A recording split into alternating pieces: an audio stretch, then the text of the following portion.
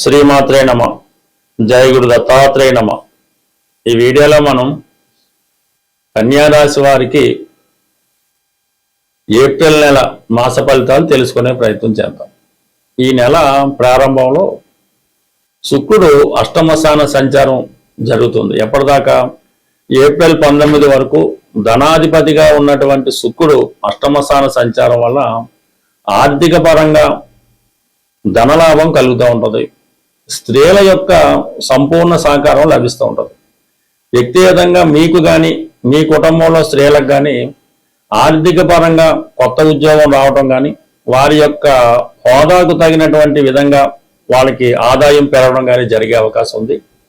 అలాగే చాలా కాలంగా విరోధంగా దూర ప్రాంతంలో ఉన్నటువంటి మీ కుటుంబ సభ్యులు తిరిగి మళ్ళా మీ కుటుంబాన్ని కలుసుకొని మీ కుటుంబంలో ఏదో ఒక పెళ్ళో పేరంటమో శుభకార్యం జరిగే అవకాశం ఉంది.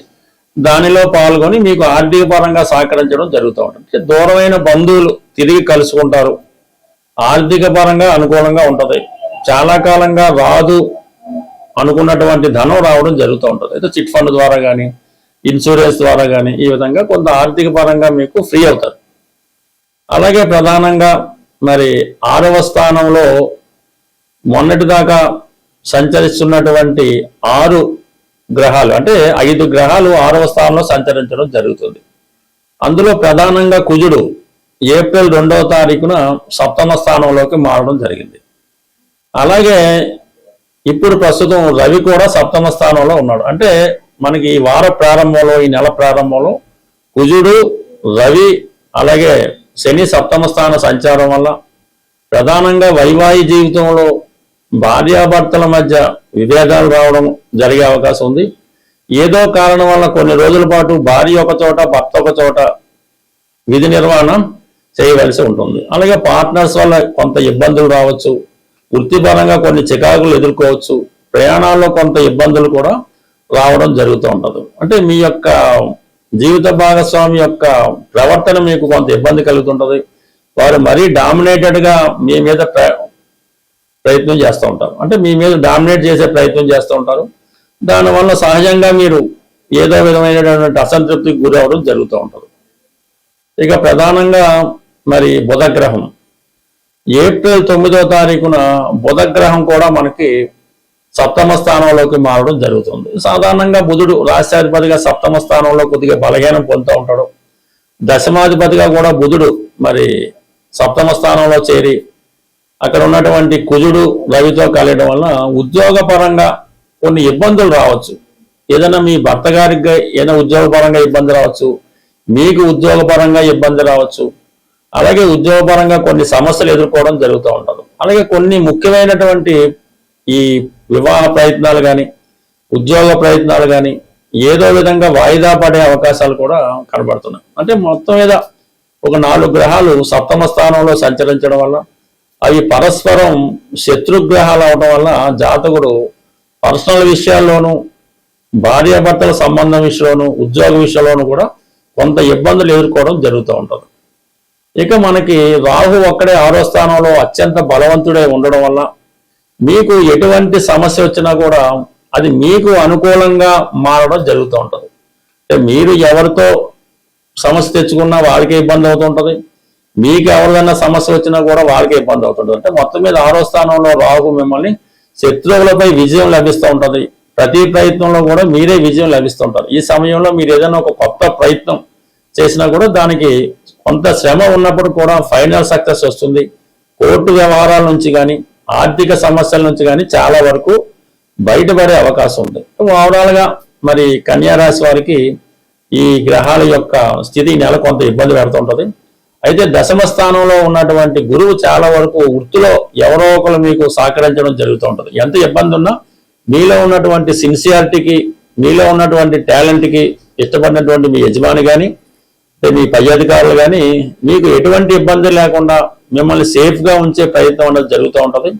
సో ఏదైనా జాతకుడికి చివరి నిమిషంలో అయినా సరే ఎవరో ఒకరు సహకరించి మీకున్నటువంటి సమస్యల నుంచి బయటపడవేయడం జరుగుతూ ఉంటుంది. అలాగే 12వ స్థానంలో ఈ కేతుగ్రహ సంచారం వల్ల వాళ్ళని వీళ్ళని నమ్మి కొంత ధన నష్టం కూడా జరుగుతూ ఉంటుంది. బట్ ఏదైనా ఈ కన్యారాశి వారికి ఈ నెల గ్రహాలంత అనుకూలంగా లేకపోవడం జరిగింది. అంటే శుక్రగ్రహం అనుకూలత వల్ల ప్రతి సమస్య మీకు అనుకూలంగా మారుతుంది.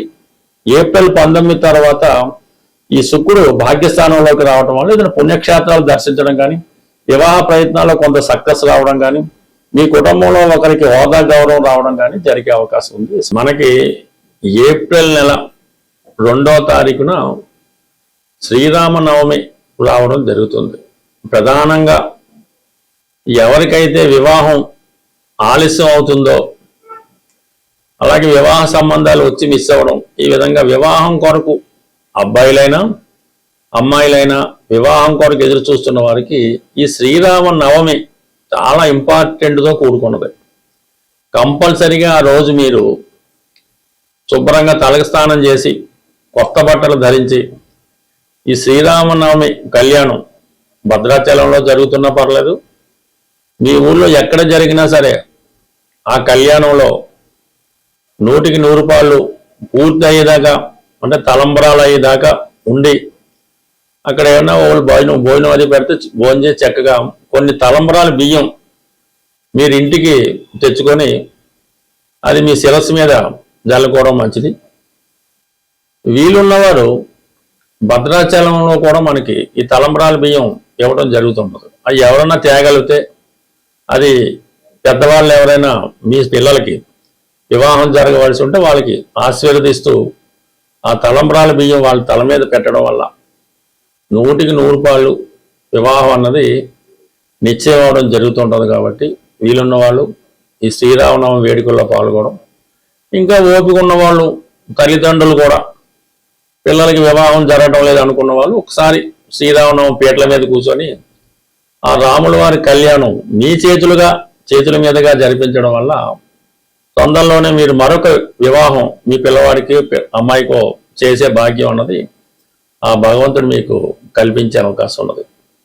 తప్పకుండా ఈ పరిహారాన్ని, అంటే పరిహారం అనగా ఇది ఒక కర్తవ్యం, ఈ కర్తవ్యంగా చేయడం వల్ల ప్రధానంగా మీ ఇంట్లో తొందరలోనే శుభకార్యం జరుగుతూ ఉంటుంది.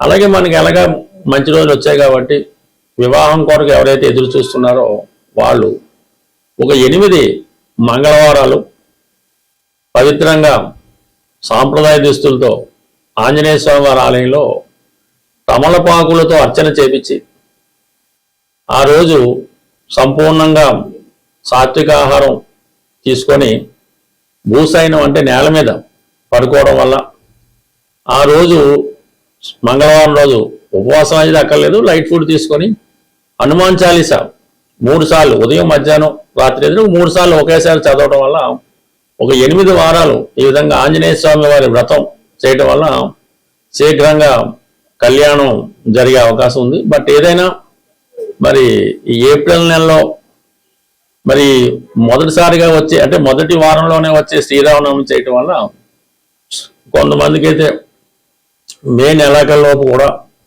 వివాహం కుదిరిన ఆశ్చర్యపోక్కర్లేదు. ప్రేక్షకులకు ఒక చిన్న విజ్ఞప్తి, ఈ మార్చి నెల 29వ తారీఖు అంటే ఆదివారం రోజు హైదరాబాదులో జ్యోతిష విజ్ఞాన కేంద్రం వారి సహకారంతో ఈ సుందరయ్య విజ్ఞాన కేంద్రంలో ఒక జ్యోతిష మహాసభ నిర్వహించడం జరుగుతుంది.